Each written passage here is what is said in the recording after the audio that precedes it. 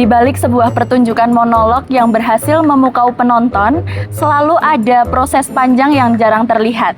Ada ruang latihan yang sunyi, diskusi yang melelahkan, revisi yang berulang, sampai pada keresahan yang perlahan diterjemahkan menjadi sebuah seni pertunjukan. Pada kesempatan ini, saya Iin Nasroha Dewi Setiawati, Program Studi Pendidikan Bahasa dan Sastra Indonesia, Universitas Negeri Yogyakarta. Saya akan berbincang dengan sosok di balik layar yang sukses mementaskan naskah monolog dalam lomba Pekan Seni Mahasiswa Kampus. Nah, beliau ini adalah Mas Adrian Yulistiana Witular atau lebih akrab disebut sebagai Mas Asep. Beliau adalah seorang mahasiswa berprestasi semester 8 jurusan Sastra Indonesia. Dan beliau juga anggota aktif unit studi sastra dan teater. Sekaligus sosok yang aktif berkecimpung dalam dunia seni pertunjukan. Bukan begitu, Mas? Nggih, Mbak, betul. Selamat sore, Mas Asep. Apa kabar nih? Selamat sore, kabar baik dan sehat selalu. Semoga sehat selalu ya. Selamat saja. Oke, Mas Asep. Saya mau mulai bertanya ini, yang ringan-ringan aja. Mas Asep ini kan lebih akrab dipanggil Asep ya daripada Adrian, Oke, betul? Betul. Nah, kira-kira ada histori apa sih dari nama Asep itu? Oke, mungkin kalau histori tentang Asep ini berawal dari calon mahasiswa baru, yang mana saya pun sebagai calon anggota baru di Unsat UNY, di mana di situ saya sebagai tokoh bernama Asep sebetulnya di situ. Seperti itu ya, Mas. Wah, sangat menarik sekali itu ceritanya.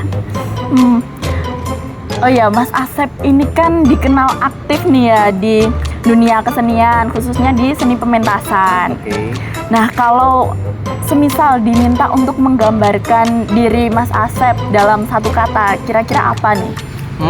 Mungkin sederhana. Wah, Sederhana. sederhana. Ada makna apa nih di balik sederhana? Nah, dari maknanya itu seperti panggilan orang, yaitu dari Asep. A itu adalah abdi, Sep itu kaset.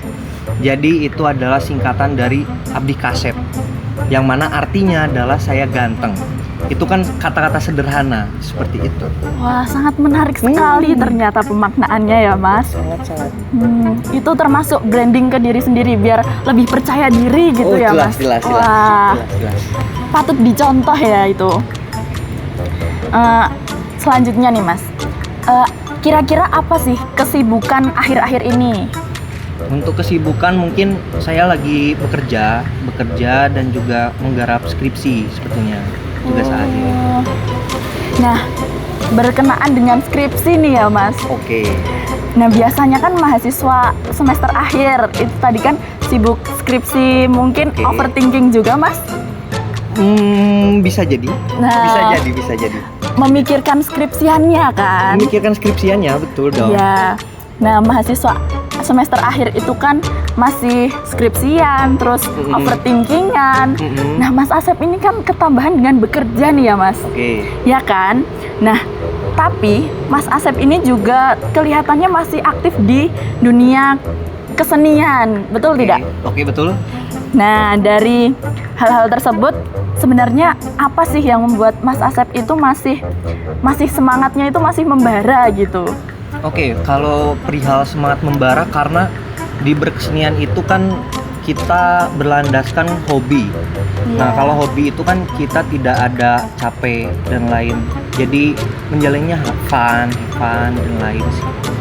Wah, sangat menarik itu, hobi dan have fun. Mungkin ada penyemangatnya juga itu. Bisa jadi itu, bisa jadi. Oke. Kemudian kan ada banyak nih ya, Mas, mahasiswa yang ingin ikut organisasi atau sebuah kesenian nih. Tapi mereka itu takut nilai kuliahnya itu terganggu, akademiknya terganggu.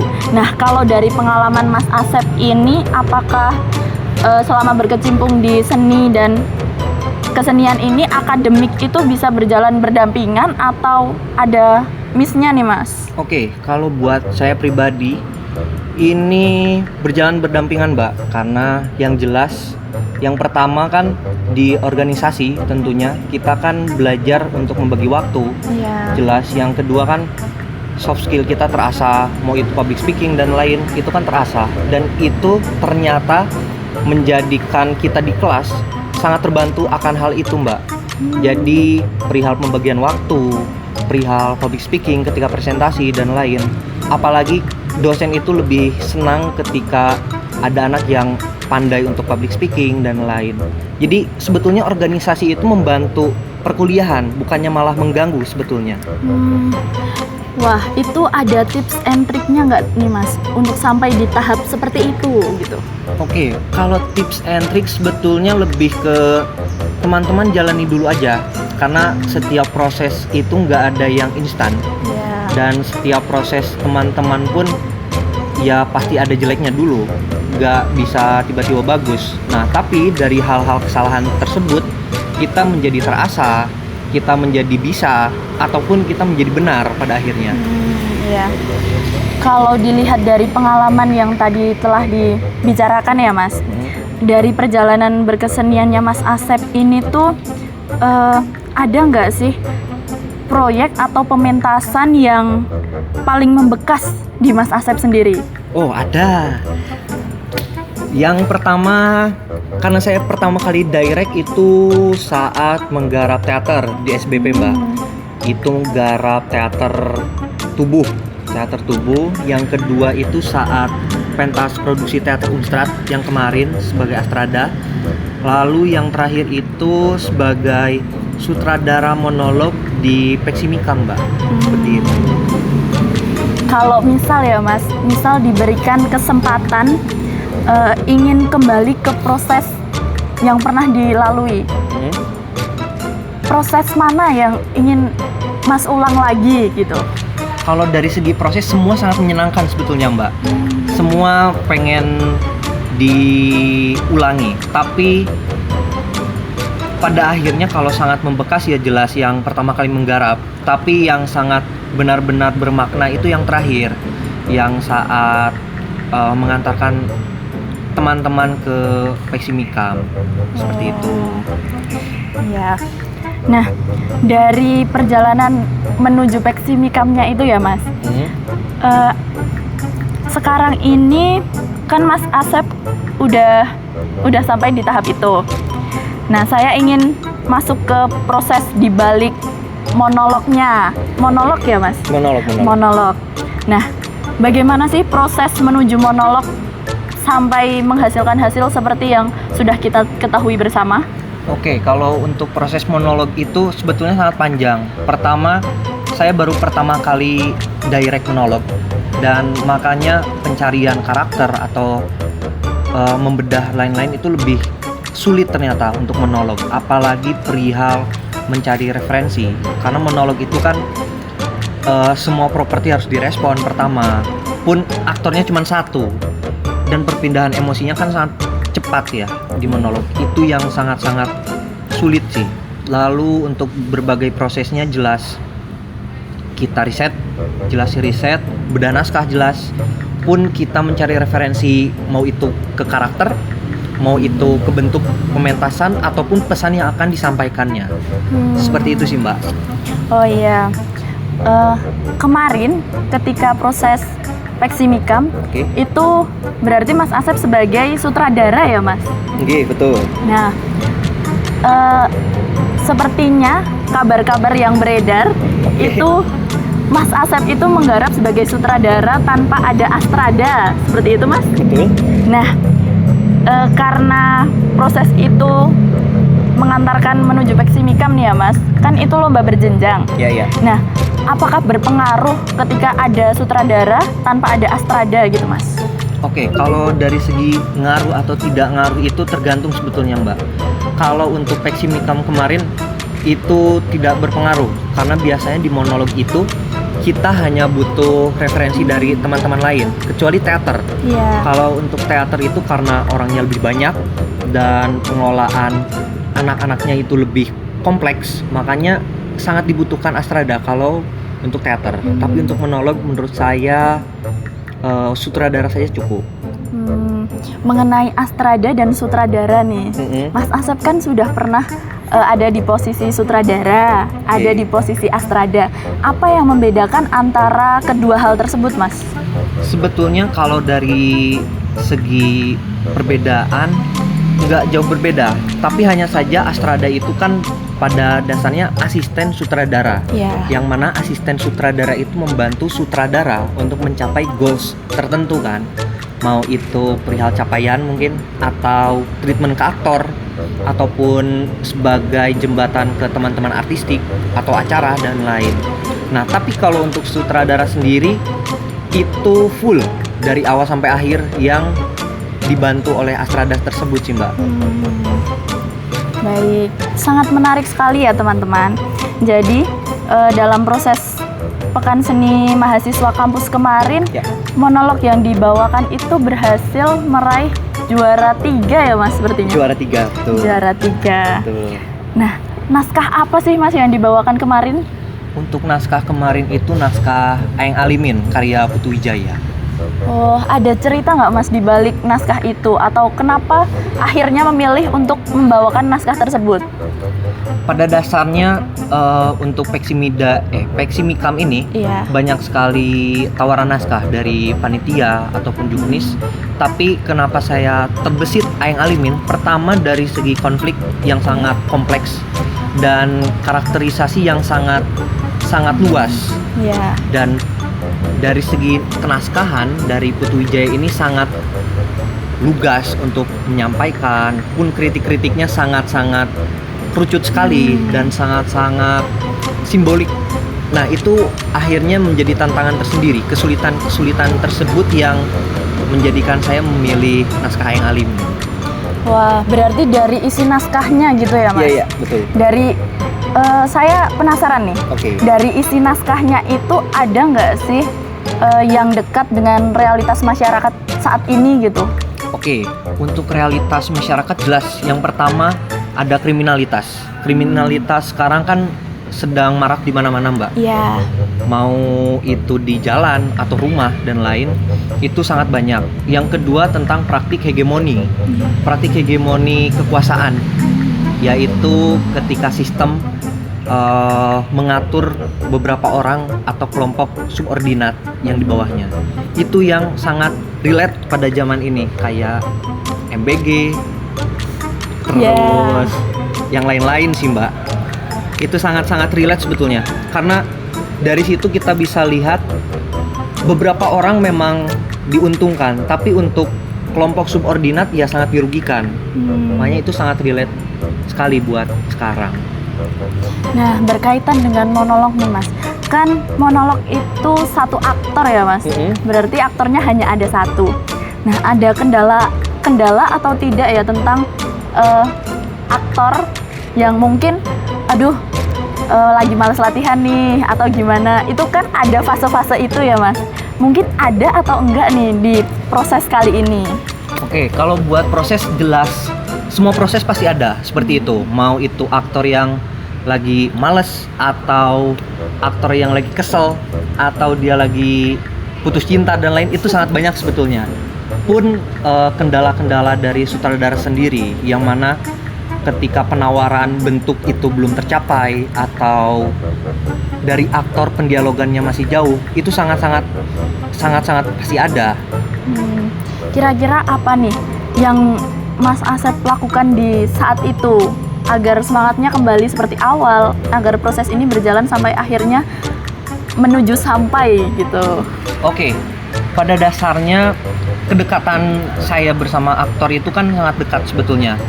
Jadi beliau bisa cerita pada saya perihal masalah-masalah yang ada, pun kita dari segi latihan pun menyesuaikan waktu. Kalau aktor tersebut mau main dulu atau pacaran dulu silahkan, tapi yang jelas kita mengedepankan profesional kerja ketika sudah saya direct, dan dia harus fokus. Seperti itu sih Mbak. Pada akhirnya balik lagi antara sutradara dan aktornya sih. Wah ya, gini Mas, kadang kan penonton ini hanya lihat dari hasilnya aja, Oke. ya kan? Untuk proses di baliknya itu kan kadang kurang tersorot ya, Mas. Oke.